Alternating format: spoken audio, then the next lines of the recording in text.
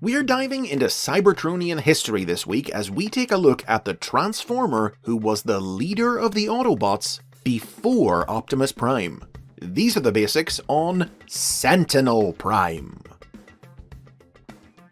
The first story to feature any version of the Autobot leader before Optimus Prime was the 1986 Transformers cartoon episode 5 Faces of Darkness Part 4.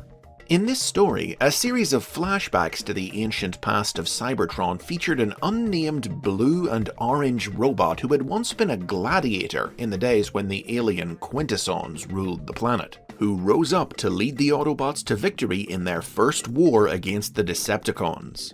Identified only as U-Haul Robot in the episode's script, this Autobot was killed by Megatron at the start of the next war, and left the matrix of leadership in the hands of Alpha Trion to be passed on to the next worthy leader. The Marvel Comics continuity would introduce its own version of Optimus Prime's predecessor 2 years later in 1988, when a yellow and orange robot was seen passing the Matrix to Optimus in a one-panel flashback in issue number 150 of the British comic. A further 2 years later, in 1990, issue number 65 of the American comic gave this robot a name for the first time: Sentinel Prime. Now, for many years, the character of Sentinel Prime existed only within the world of the Marvel comic, and fans had no particular reason to think that the blue robot from the cartoon and the yellow robot from the comic were the same character. But in the 21st century, Sentinel slowly began appearing in more and more Transformers series, steadily rising in prominence and looking very different each time, leading to the retroactive declaration in 2010 that the U-Haul robot was indeed a version of Sentinel Prime as well. But that's jumping ahead a little. You see, at first, these new series treated Sentinel as little more than a historical footnote, a departed figure from Cybertron's past. Dreamwave Productions' 2002 comic book, The War Within, described how he had been killed by Megatron before the series began, while the 2003 novel, Transformers Hardwired, saw the mysterious aliens The Keepers create a replica of Sentinel to torment Optimus Prime with the fear that he couldn't live up to his predecessor's legacy. It was the 2007 comic book, Megatron Origin from IDW Publishing, that gave Sentinel Prime his first active role in a Transformers story. In this tale of the beginnings of the war, Sentinel, appearing with a design loosely based on his look in the Marvel comic, was the head of Cybertron's Autobot security forces, who had little time for the bureaucracy of the Senate that he served. When the Decepticons began their revolt against this corrupt system, Sentinel led the fight against them, but was killed in his first battle with Megatron.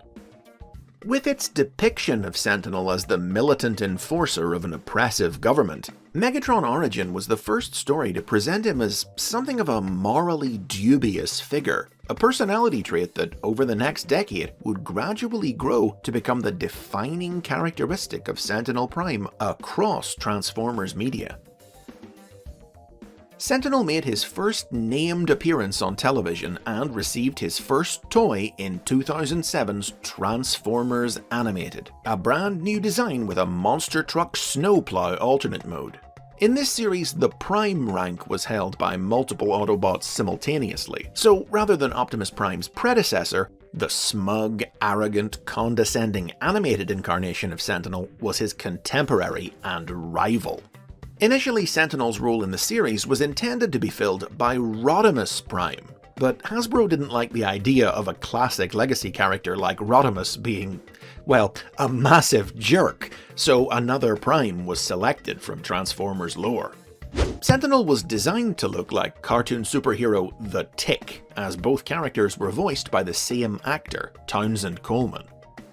Sentinel and Optimus were once friends who trained together at the Autobot Academy, until an unsanctioned mission to an alien planet organized by Sentinel resulted in the apparent death of their fellow cadet Elita 1.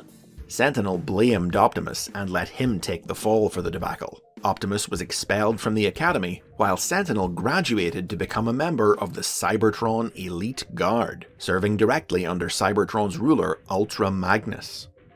Sentinel and Optimus's paths would cross again years later when the Elite Guard came to Earth, where the two Primes found themselves constantly butting heads as their teams tried to work together to battle the Decepticons. Sentinel's contemptuous attitude and hatred of organics made him the butt of many jokes as he repeatedly underestimated the dangers of Earth. But eventually, after discovering that Elita was still alive and had joined the Decepticons, he and Optimus managed to achieve a kind of peace with one another. After Ultra Magnus was wounded in a Decepticon attack, Sentinel returned to Cybertron to take his place as the planet's new leader, quickly instituting an authoritarian regime. But unfortunately, the fourth season of the show that would have seen Sentinel's eventual downfall and Optimus's rise to take his place was never produced. Another version of Sentinel Prime appeared in the Aligned continuity that debuted in 2010, though this one didn't have a smooth introduction. See, different pieces of media referred to Optimus Prime's predecessor in this continuity with different names. The War for Cybertron video game identified him as Zeta Prime, the name of another Prime from IDW's comics. But the game's novel and comic book adaptations went with Sentinel Prime. Hasbro would eventually reconcile the mix-up by declaring that his full name was Sentinel Zeta Prime. Sentinel Zeta's story combined elements of all previous versions of the character. He was a former member of the Elite Guard who rose to power during the Quintesson occupation of Cybertron and led the rebellion that drove them off the planet, only for the Decepticons to in turn rebel against his oppressive government. He served as a boss in War for Cybertron, which showed how he was defeated and destroyed by the Decepticons while attempting to protect the Omega Key that led to the core of Cybertron. Sentinel's next appearance would be his biggest yet, when he joined the world of the live-action movies in 2011's Dark of the Moon, voiced by actor Leonard Nimoy with a new alternate mode of a Rosenbauer Panther airport fire truck. The movie incarnation of Sentinel had personally mentored Optimus Prime. He was believed to have died when his spacecraft, the Ark, disappeared during the war on Cybertron, but in the present day, the Autobots discovered that the ship had crashed on Earth's moon. They recovered Sentinel from the wreck and reactivated him, only to be horrified when he turned against them. It turned out that long ago, he had struck a deal with Megatron to use space bridge technology to conquer Earth and harvest its resources to repair the devastated Cybertron. The pair soon put their evil plan into action, but Megatron came to think that he was in danger of being usurped as leader by the imperious Sentinel, and so decided to betray the betrayer and helped Optimus Prime destroy him. Sentinel's appearance on the silver screen was naturally accompanied by the release of numerous toys, but there wasn't a toy of the original Generation 1 incarnation of Sentinel Prime until 2016's Titans Return. Based on Sentinel's appearance in IDW's comic books, this figure transformed into a train and a spacecraft, and its head was formed by the Titan Master Infinitus, who granted Sentinel the power to slow down time. To tie in with the release of this toy, IDW brought Sentinel back to life in their comics, revealing that he had survived his apparent demise in Megatron Origin thanks to his Titan Master abilities.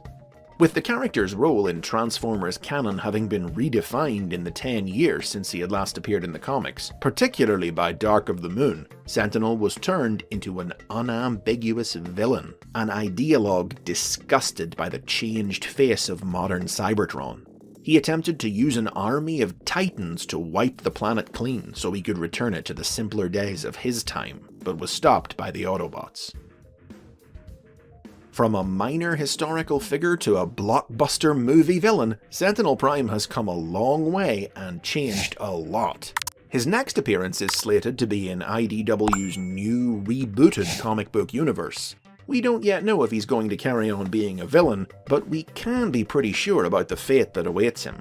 Because if history has taught us anything, it's that Sentinel must fall if Optimus is to become Prime. And those are the basics on Sentinel Prime. He's taken many forms. Let's hear which you like best in the comments. Make sure to hit those like and subscribe buttons while you're down there, and if you can, I hope you'll help the basics keep going by supporting the series on Patreon.